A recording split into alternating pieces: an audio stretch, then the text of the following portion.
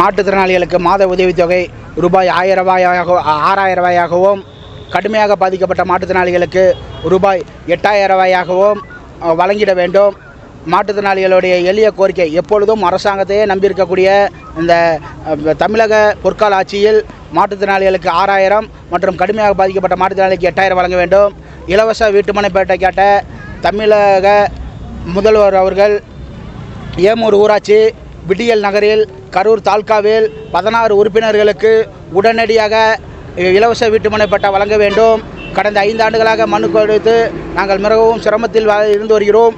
இந்த பொற்கால ஆட்சியில் கடந்த 3 மாதங்களுக்குள் இந்த 16 நபர்களுக்கு விடியல் நகரில் இலவச பட்டா வழங்குமாறு தாழ்மையுடன் கேட்டுக்கொள்கின்றோம்.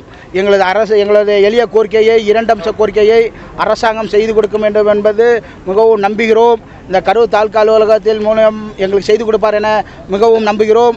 இந்த 3 மாத காலத்திற்குள் எங்களது எளிய கோரிக்கையை செய்து கொடுக்கவில்லை என்றால் நாங்கள் மாற்றுத்திறனாளிகள் அனைவரும் ஒருங்கிணைந்து பேரணியாக சென்று தலைமைச் செயலகத்திற்கு முன்பாக குடியேறும் போராட்டத்தை பேரணி மூலமாக அறிவிப்போம் என்பதை இதன் மூலம் தெரிவித்துக் கொள்கின்றேன்.